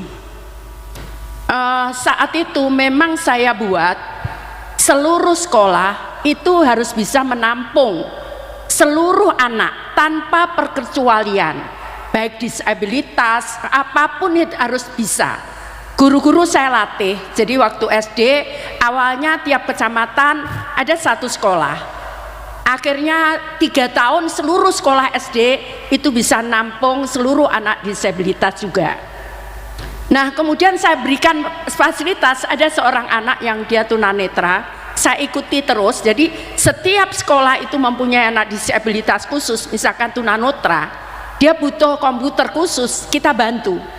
Jadi kita treatment, kita bantu, terus anak-anak disabilitas seperti Aan gitu kita bantu. Nah kemudian lahir, sekarang dia bekerja di Kementerian Desa, dia tunanetra, dia sarjana, jadi SMA dia lulus, saya dampingi dia saat ujian, terus dia lulus, sekarang dia kuliah di UNER, kemudian dia lulus sekarang di Kementerian Desa. Nah sebetulnya dia punya seperti Aan ini juga punya kemampuan, tinggal bagaimana kita memanage sebagaimana. Nah saat itu 2017, jadi supaya Bapak Ibu tahu, Bang Rengki tahu, jadi saya berjuang. Saat itu saya di MK, saya ke MK, bahkan saya sujud di depan hakim-hakim MK itu untuk SMA dikelola di pemerintah kota, karena yang saya khawatirkan ini terjadi, dan itu betul. Ternyata ada seorang anak saya yang dia tunanetra saat itu, dia bahkan saya bawa ke Liverpool. Di Liverpool itu ada kota, ada sekolah yang khusus untuk anak tunanetra, bahkan kapten baseballnya mereka itu tunanetra. Nah itu menyampaikan bahwa itu bisa. Saya bawa ke sana, anak ini sudah mau disekolahkan karena suaranya enak sekali, dan dia pernah tampil di tempat pertama kali Beatle mentas. Sayangnya anak ini nggak percaya diri karena mungkin kemampuan bahasa Inggrisnya kurang. Bung Rocky, di sini ada sekolah bahasa, apa namanya Mas Eri? Rumah bahasa. Di situ free, seluruhnya training tentang bahasa. Dari situ kemudian saya belajar. Nah saya gagal di MK. Saya anak ini yang tadi tunanetra, yang sebetulnya di Liverpool itu sudah terima, karena dia nggak berani mungkin ya kemampuan bahasa. Dia WA ke saya sudah jadi menteri, Ibu saya nggak bisa sekolah di sekolah, karena waktu itu dia masih SMP, sekolah di SMA. Saya harus sekolah di sekolah SLB. Masalahnya apa? Sekolah SLB itu jauh dari rumah mereka. Jadi anak-anak ini butuh perhatian, mulai transport, mulai itu. Jadi kenapa saya buat seluruh sekolah nerima, supaya dia bisa sekolah yang terdekat dan bisa diakses oleh mereka. Jadi itu ceritanya. Nah si anak yang tadi saya sampaikan sekarang di Kementerian Desa itu sebetulnya dia pinter, dia bisa sekolah di sekolah. Bu saya nggak bisa karena saya harus naik angkot, yang paling dekat itu sekolah ini milik dia. Saya oke saja, dan kita fasilitasi komputer dan sebagainya. Dan beberapa anak mereka sudah berhasil di pemerintah kota, tidak ada kewajiban pun, dulu belum ada undang-undang menerima pegawai, kita sudah terima pegawai yang disabilitas. Sebetulnya banyak yang bisa kita lakukan seperti itu kira-kira. Dan Aan ini salah satunya, dia bisa lulus sampai SMA, dan kemudian saat ini dia berjualan. Tadi saya tanya, kamu berapa pendapatanmu? Antara 200 sampai 300 ribu per hari, begitu. Terima kasih. Terima kasih Ibu Risma. Tadi ada yang lebih jawab ya, tapi kita lanjut aja ya. Ya, tanya pertanyaan selanjutnya. Boleh, silakan Ibu. Sebenarnya semua pertanyaan itu dilandasi oleh cinta dan sayang pada kota Surabaya. Betul. Jadi jawabannya pun nanti kita akan satu persatu urai. Betul. Atas dasar kecintaan kita pada kemanusiaan. Setuju ya Rek ya? Setuju. Oke, terima kasih. Kita lanjutkan pertanyaannya. Oke, lanjut Ibu terakhir.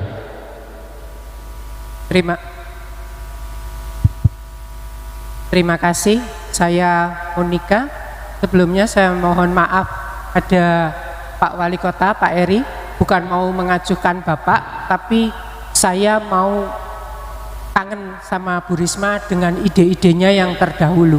Jadi saya mau ajukan pertanyaan ini untuk Bu Risma. Mungkin Bu Risma mempunyai ide untuk pemecahannya, dan Pak Rocky bisa kalau mau nanti nyambung, karena saya lihat Pak Rocky juga idenya bagus. Karena saya berani maju di sini karena tadi saya ingat Pak Rocky bilang 1.200 guru besar yang song, makanya saya memanfaatkan untuk mengajukan pertanyaan ini.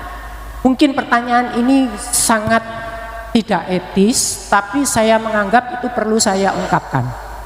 Saya ingat dulu waktu saya kesusahan, saya maju ke Bu Risma. Waktu itu 2010, Bu Risma pertama kali mendirikan Pahlawan Ekonomi. Saya ikut beliau, programnya beliau. Saya 2012 berhasil jadi yang pertama. Lalu Bu Risma mengadakan Pahlawan Pejuang Muda. Anak saya itu bilang ke saya dia mau sekolah kedokteran. Terus terang saya nggak punya dana. Saya bilang ke ibu, Bu, saya nggak punya dana untuk menyekolahkan anak saya. Kalau kedokteran saya nggak mampu. Saya bilang. Ibu bilang, kenapa nggak diajak ke sini ke Pejuang Muda? Ikut aja. Saya ikut. Saya tanya, mau nggak ikut? Ternyata dia mau, dan dia bilang ke saya, Ma, kalau ganti ke makanan boleh nggak kedokteran? Boleh aja, kenapa nggak boleh? Akhirnya jadilah beliau sampai sekarang, dan dia sudah berangkat keluar dengan biayanya sendiri, dan sekarang dia udah berhasil. Nah, pertanyaan saya yang ada kaitannya dengan kemanusiaan dan tata peradaban kota, ini menyangkut di tempat saya itu ada lahan kosong yang banyak, entah berapa hektar. Itu sekarang udah penuh drop-dropan dari pendatang baru. Yang saya tidak berkenan sangat itu adalah karena mereka itu tahu banget itu bukan tanahnya mereka, tapi mereka berani menempati. Dia drop dan dia bisa jual, dapat duit. Saya mikirnya adalah kalau misalnya perumahan yang resmi itu mereka mengajukan izin ke Kodia, ada tata letaknya, ada ketentuannya, harus ada pasum dan lain dan sebagainya, itu diajukan. Tapi kalau drop-dropan seperti mereka, itu pasti mereka nggak mikir begitu. Mereka tinggal mikir tanah di petak-petak tanpa surat, tapi mereka dapat duit, dan itu puluhan hektar. Nah, kenapa saya ajukan ke Bu Risma? Karena Bu Risma telah berhasil membongkar yang rusuh-rusuh itu seperti di Jalan Ngaglek, Dupak, Kapasari dan Kapasan. Itu dulu di Kapasari dan Kapasan itu PBB-nya mahal sekali, tapi kalau dijual tidak laku. Karena apa? Karena di drop dengan mereka yang depannya penuh dengan jualan mereka, dan mereka bisa buka WC di depan rumahnya orang. Jadi kalau ada orang mau lihat rumah yang mau dijual, belum masuk sudah pulang, mereka bilang tidak mau nawar, tidak laku. Tapi sekarang Bu Risma pada saat itu berhasil mengusir itu semua. Nah, untuk yang tadi saya ajukan tanah drop-dropan, apakah tidak mungkin diatasi? Karena saya tidak rela kalau sampai tanah drop-dropan itu jadi kumuh. Kan Surabaya sudah bagus, kalau kumuh bagaimana? Ya, itu aja. Terima kasih. Saya Monica dari Surabaya Barat. Saya alumninya Pahlawan Ekonomi pertama 2010. Terima kasih. Terima kasih Ibu Monica, alumni Pahlawan Ekonomi. Bisa kembali ke tempat masing-masing. Hadiahnya nanti soalnya, nggak sekarang. Tepuk tangan dulu buat para penanya. Ya, terima kasih pertanyaannya. Saya kira sangat jelas Bu Risma, Bung Rocky, soal penegakan kepastian hukum di kota Surabaya, termasuk juga bagaimana di tengah kota yang makin urban metropolitan ini kita mengelola kehidupan bersama. Kita alus nore ojo hawa-hawa yang kon mang. Ya, monggo Bu Risma. Monggo Bu Risma. Ya, nanti saya akan juga komunikasi dengan senior-senior saya ini, Pak Armuji dan Mas Heri.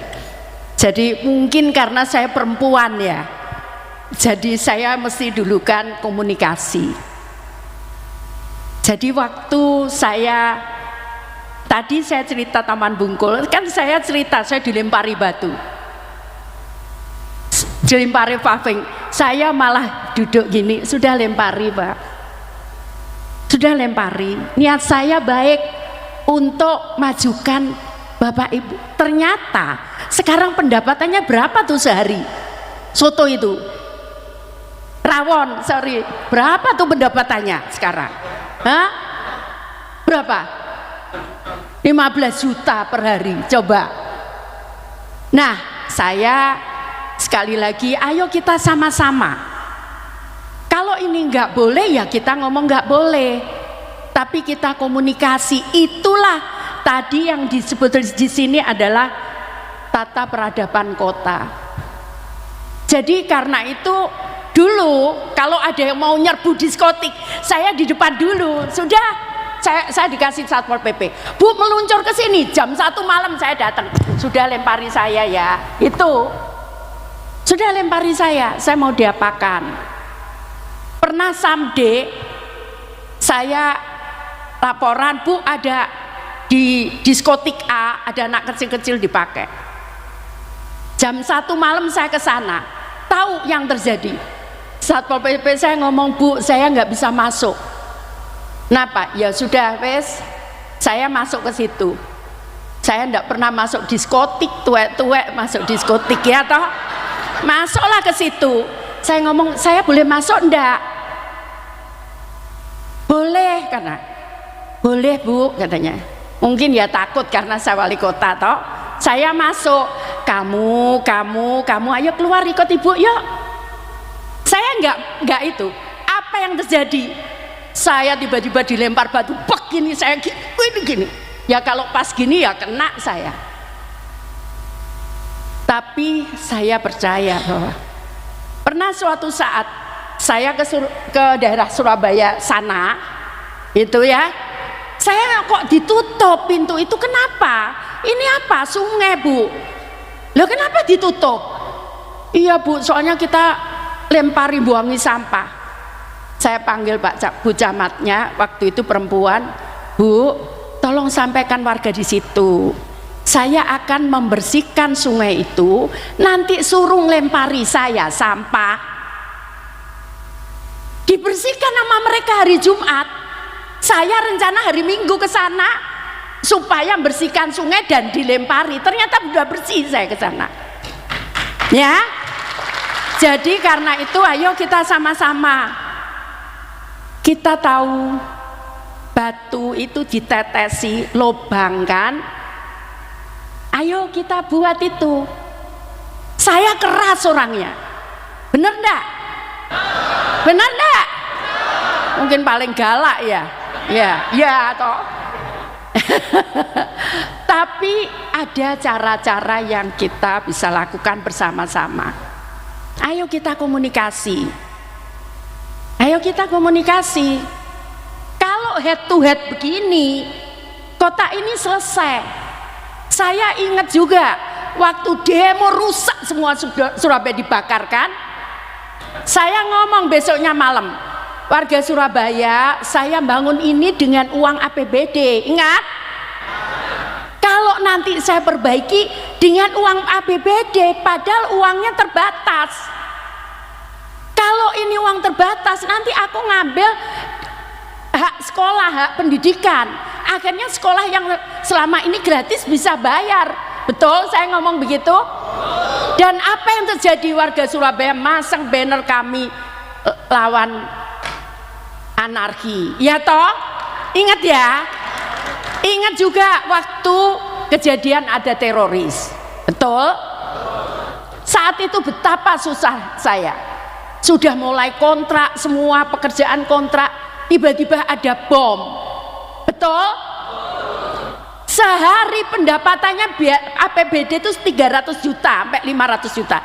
Tiba-tiba tinggal sehari orang tidak mau ke toko, tidak mau ke mall, tidak mau kemana-mana. Waduh, saya gimana? Akhirnya tiap siang saya berada di mall makan siang, malam saya ada di mall makan siang, muter mall sak Surabaya sampai pasar-pasar. Dan apa yang terjadi? Pendapatan saya melebihi dibandingkan tahun sebelumnya. Jadi karena itu ayo sama-sama, kita nggak bisa nyerahkan Pak Wali, Pak Armuji, nggak bisa, kita sama-sama kita bicara. Itulah namanya solidaritas dan gotong royong. Kalau ini kita bangun bersama, tidak saling menuding begini, maka insya Allah kota ini akan nyaman untuk ditinggali semua yang ada di sini. Saat saya ada kejadian Air Asia, saya diomongin, Ibu itu mohon maaf ya, ini bener, ini ada seseorang ngomong itu orang Chinese, ngapain wali kota ada di situ terus. Saya ngomong sepanjang itu ada di wilayah Surabaya, itu tanggung jawab saya ya. Jadi kita nggak bisa begitu. Karena itu ayo sama-sama kita warga Surabaya yang guyup, yang rukun, karena tanpa itu kita sulit untuk bangun. Termasuk saudara-saudara saya, ini bukan menang-menangan, ini bukan kalah-kalahan, tapi ini adalah kebersamaan. Kalau kota ini nyaman, maka akan nyaman ditinggali semua saja, semua. Jadi seperti itu kira-kira.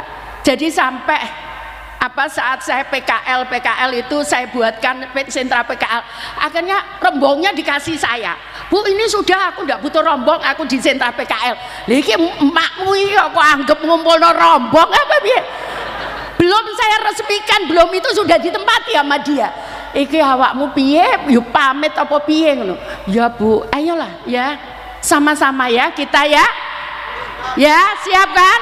Ayo anak-anak muda, kita semangat. Gak bisa kita ngomong ini urusan lu, ini urusan gue, gak bisa gitu ya. Ini urusan kita bersama.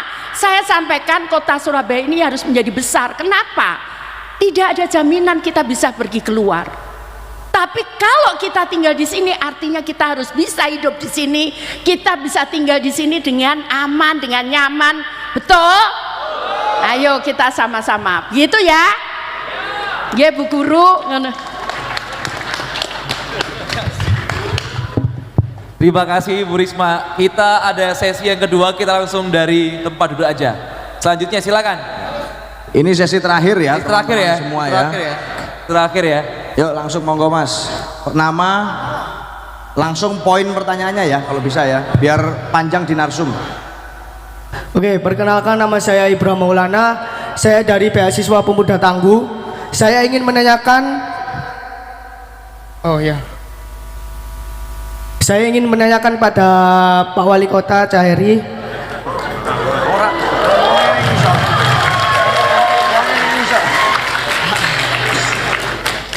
Saya ingin menanyakan itu mengapa Pemkot memangkas pendapatan minimal terhadap beasiswa Pemuda Tangguh yang disamaratakan jadi 2,5, dan padahal penerima awalnya itu 3.500 menjadi 23.900. Katanya untuk meningkatkan IPM, indeks pembangunan manusia. Menurut saya ini malah memberatkan mahasiswa dan semua orang tua karena disamaratakan jadi 2,5. Kasihan teman-teman saya itu UKT-nya itu banyak yang di atas 4 sampai 7. Terus tunggu sebentar Mas. UKT-nya 4 sampai 7 dan disamaratakan 2,5. Jadinya teman-teman saya itu bingung cari tambahan. Bingung cari tambahannya, dan teman saya ini ada yang mau cuti kuliah karena kurang tambahan uang kuliah itu.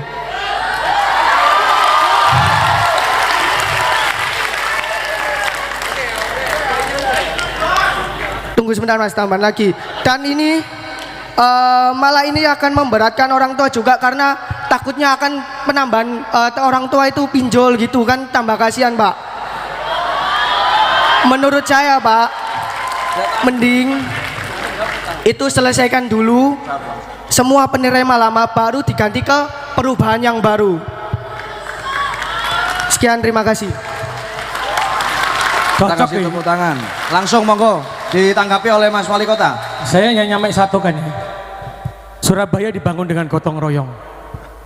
Sing mampu, jangan mengatakan tidak mampu. Ingat loh, ketika kita memberikan bantuan pemuda tangguh, ada yang sampai 10 juta per bulannya ditanggung oleh pemerintah kota. Tapi ada warga miskin yang tidak bisa sekolah karena uang pemerintah habis untuk membayar yang 10 juta sampai 7 juta, tapi beliau termasuk orang yang mampu. Adil atau tidak? Berarti apa?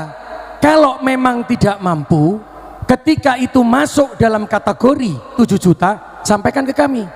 Karena kami punya MOU dengan perguruan tinggi, kalau orang-orang yang tidak mampu, itu bisa dibantu dengan UKT sampai dengan 2,5 juta.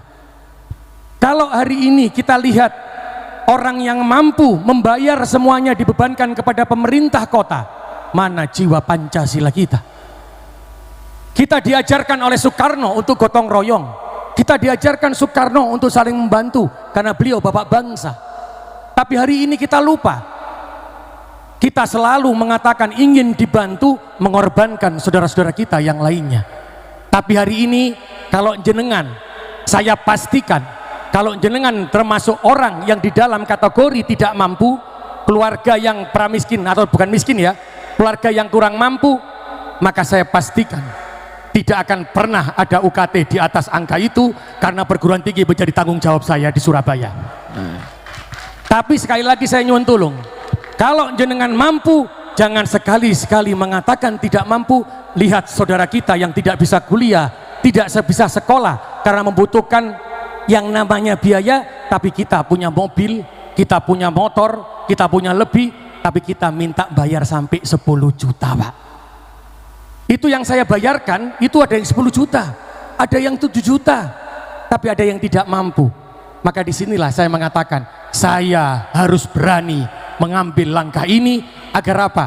Agar ada gotong royong dan ada lam yaskurinas malam yaskurilah sesama manusia untuk membantu manusia yang satu dengan manusia yang lainnya. Maka kita bantu dengan Kampung Pancasila. Saya nyuwun tulung Mas, kalau jenengan Mas merasa tidak mampu, maka jenengan datang ke saya lihat rumah jenengan.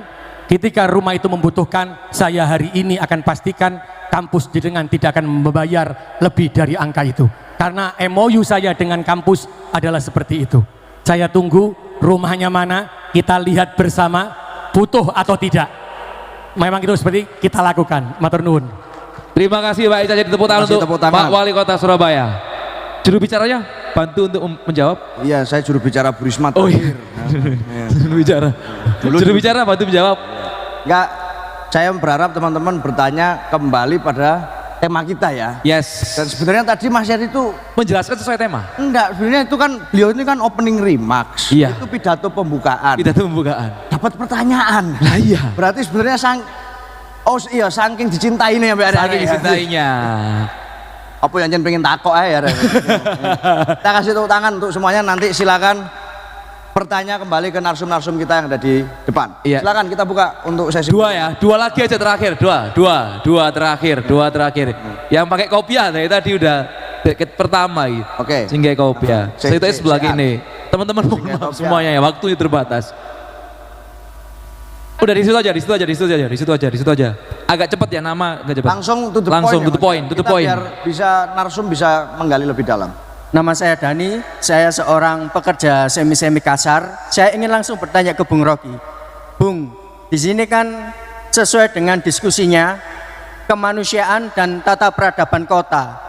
Tapi gimana kalau menurut Bung Rocky, segelintir penguasa ataupun elit yang ada di sana malah membentuk suatu diskursus di mana peradaban itu harus sesuai dengan pengkondisian, tidak boleh ada kritikan. Padahal kalau kita ingin membentuk generasi emas, kita harus berpikir, kita harus kritis, kita harus punya pemikiran. Itu gimana Bung Rocky? Apakah sudah terlalu parah dan bisa diperbaiki atau ya kita pasrah sajalah gitu. Gimana Bung? Terima kasih. Langsung, pulang cepat. Langsung jawab. Oke, saya tidak lihat suasana itu tuh.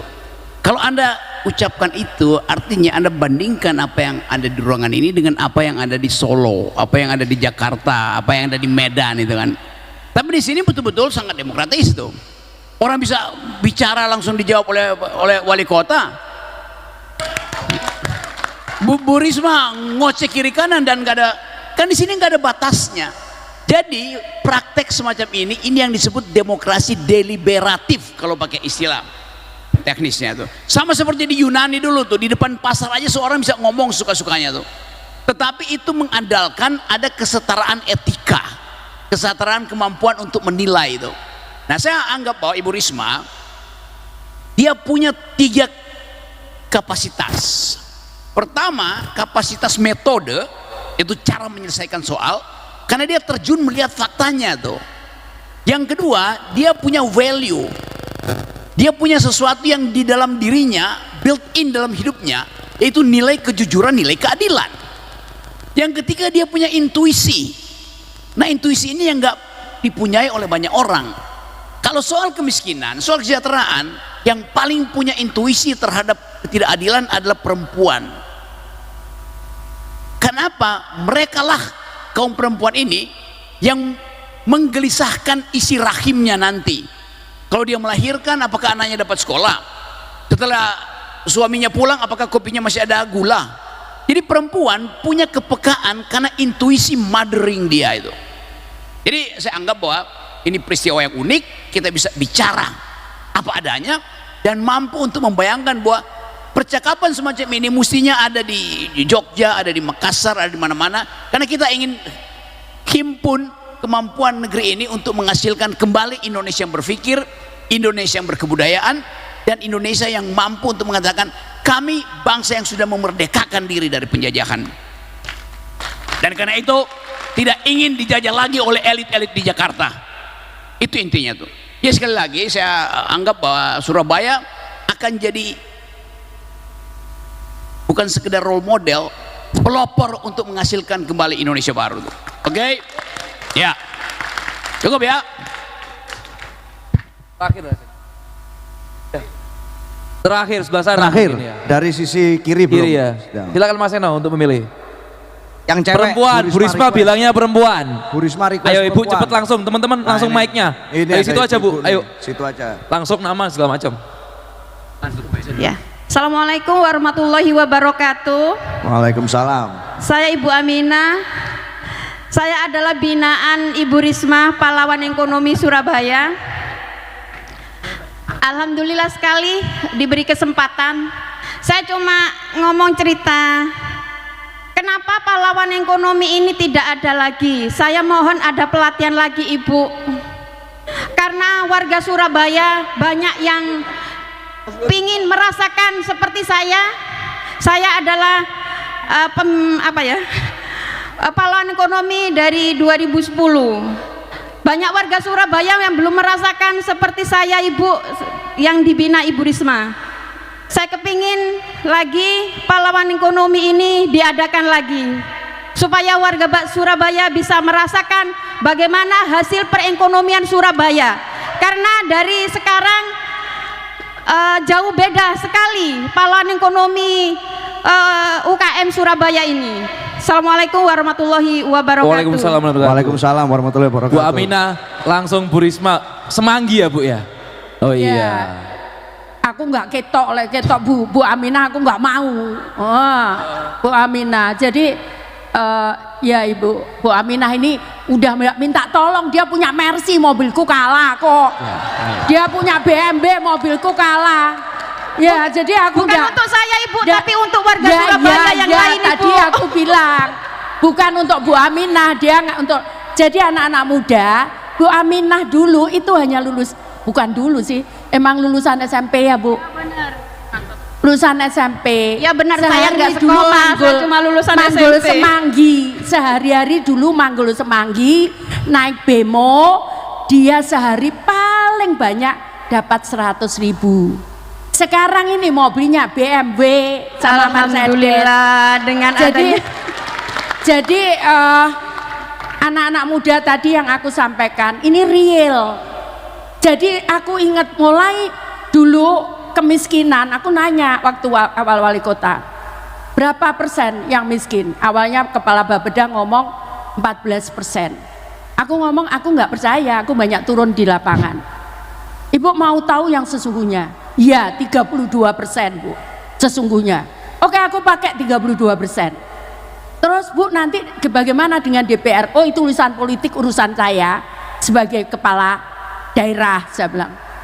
Akhirnya aku pakai angka 32% itu. Dan aku lihat datanya ternyata suaminya udah bekerja. Ada yang sopir bemo, ada yang satpam, ada yang dulu belum terkenal ojol itu, ada satpam dan ada. Nah, akhirnya udah aku latih ibu-ibunya harus hidup mesin yang kedua. Dan ternyata itu Bu Aminah belum, itu ada yang sebulan rata-rata di atas 1 miliar lebih itu. Mana itu Bu Dia? Bu Dia cookies mana? Tadi aku dikasih cookies, tak titipkan ini biar dirasakan Bung Rocky Gerung, tak kasihkan. Jadi Bu Dia masih utang aku ya kuenya ya. Dirasakan Mbak, enak itu kuenya dia. Nah, jadi tadi anak-anak muda, aku sekalian jawab yang tadi Mas beasiswa itu. Harusnya kita bersyukur sudah ada pemerintah yang membantu. Nah, terus kalau kurang bagaimana? Apa masalahnya?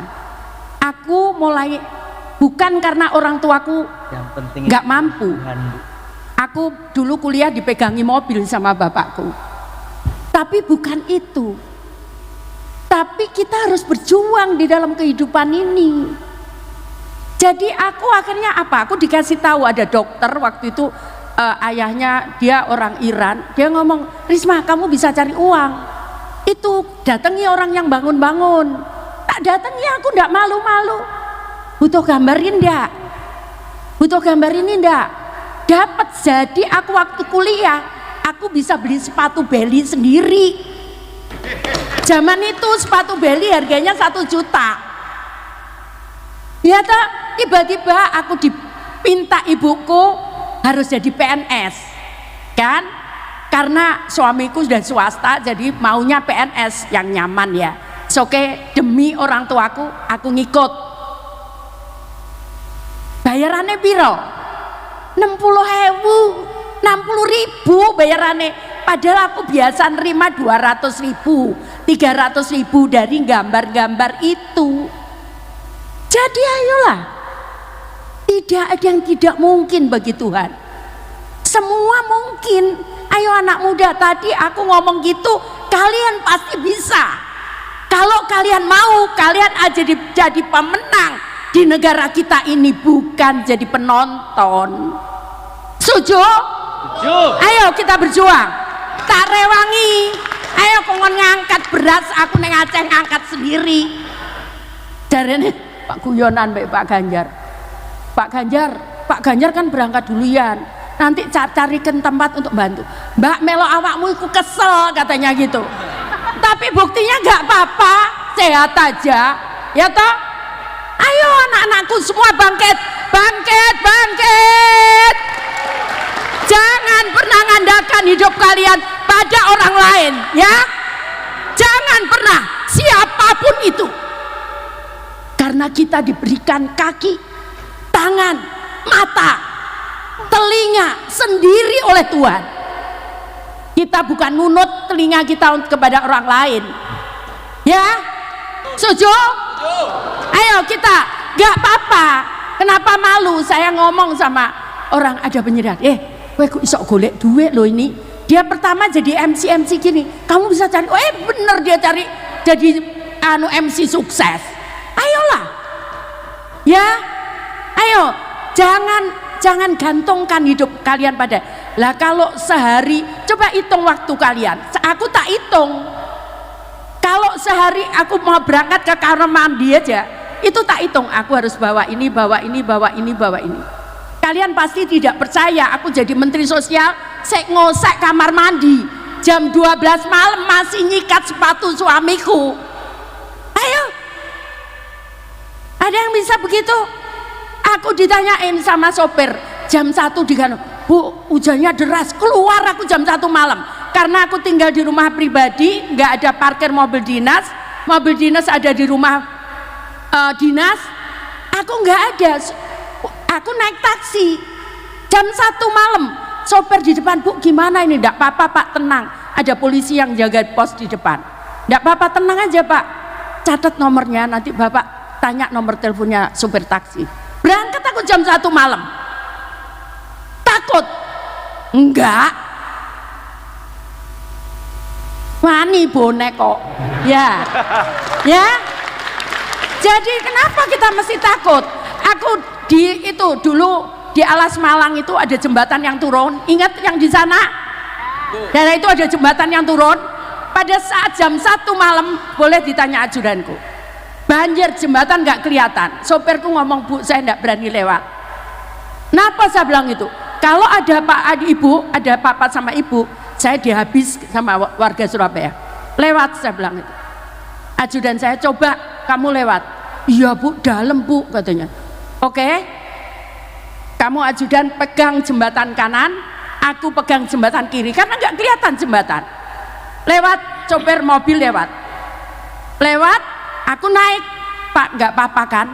Saya bilang, Pak tahu saya ngomong sama sopirku, itu aku bisa merasakan ketakutan wargaku. Kalau aku tidak nyoba, wargaku kenter, aku salah.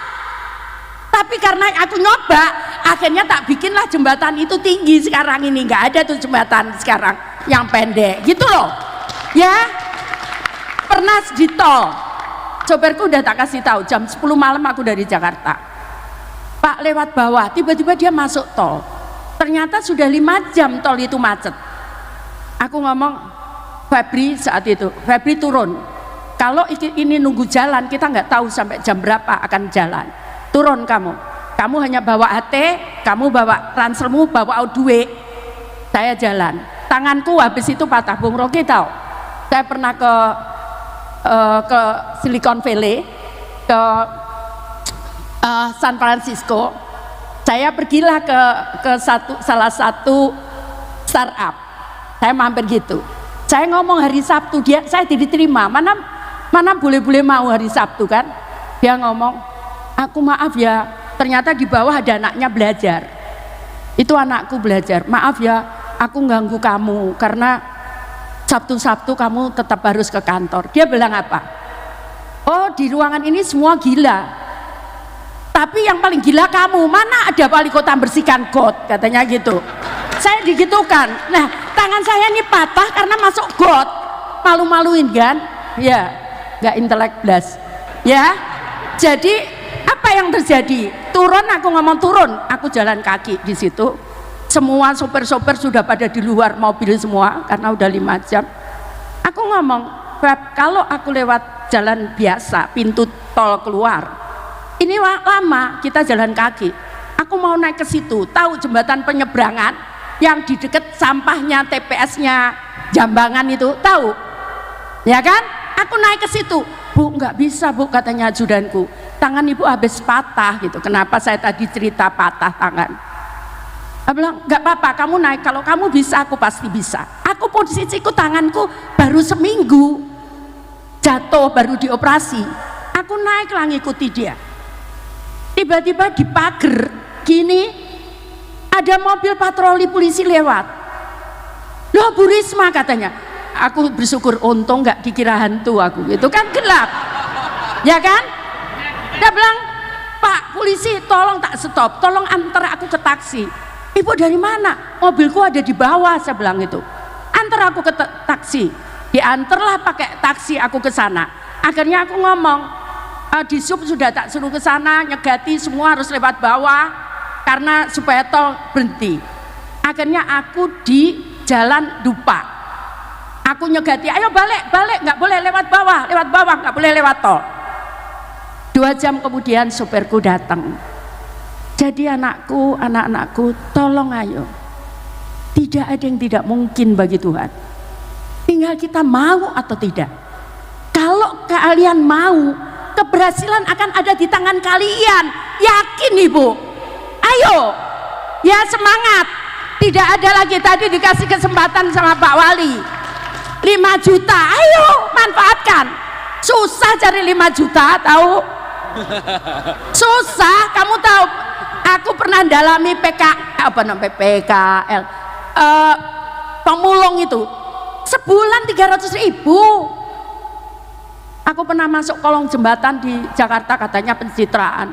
Aku mikir ini nggak kelihatan di jam 8 malam, nggak kelihatan sama sekali di bawah pencitraan. Dadak no pagi nggak kelihatan apa-apa jam 8 malam itu di kolong, jam 8 pagi itu di kolong jembatan. Aku mikir ada ular gitu, dimakan lah aku. Pencitraan katanya. Repot ya. Ya, jadi aku sampai dimarahi di DPR, katanya pencitraan. Kurang kerjaan apa menyitra ya. Jadi ayolah, bisa 300.000 coba. Ayo kita bisa. Kalian dengan bekal ilmu-ilmu kalian ini jadi dikira mae Surabaya ya, gak apa-apa ya. Apa-apa toh? Ayo ini tak kompori, ayo aja.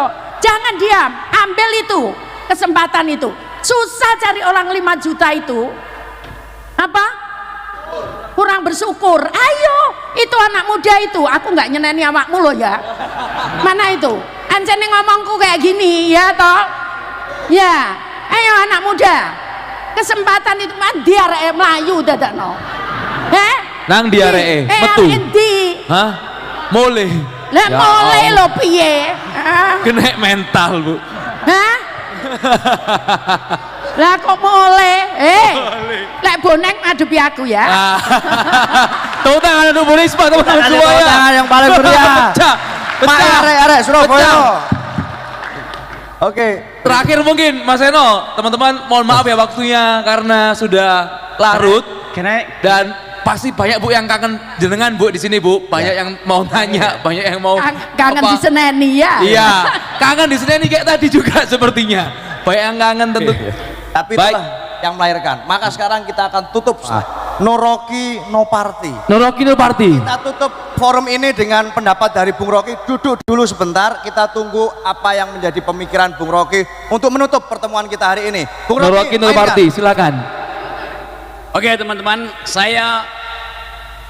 saya menyerap dengan sempurna energi intelektual dan energi perlawanan dari teman-teman muda di sini. Dan itu saya percaya bahwa Surabaya sudah saatnya rakyat bangkit dan berjaya. Surabaya, oke. Yes.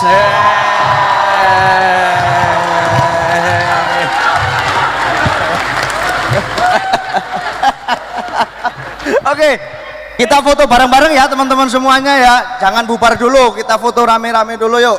Sama-sama dengan semua narsum dan semua yang hadir di sini, keluarga besar masyarakat Kota Surabaya. Kita akan foto bareng bersama-sama. Agak maju juga monggo. Ya. Baik, sebelum itu kita akan memanggil nama-nama. Baik, Seno, Cak Seno. Ya, fotonya Kita foto bersama ya. Kita apa di sini duduk aja, teman-teman duduk. semuanya. Teman-teman tetap di bubar. itu ya. Iya. Kita minta Oke. kesediaan. Teman-teman yang di belakang merapat boleh ke depan, Mas ke depan Eri boleh Cahyadi. semuanya. Mas ke depan, Mas Eri Cahyadi, Mas Wali. Pak Wali Kota, Pak Wakil Wali Boleh Kota. di depan, Cak Ji boleh di depan, Pak boleh. Suko Widodo, silakan Pak. Oke. Tadi Cak Memura ada ya? Ayo. Monggo sudah, kita bareng-bareng. Oke kali ini, oke. Pak Suko, Pak Wakil Wali Cak Kota. Ji, Cak Ji, nang Cak di Ji. ya Ji. Oh iya. Ayo Cak,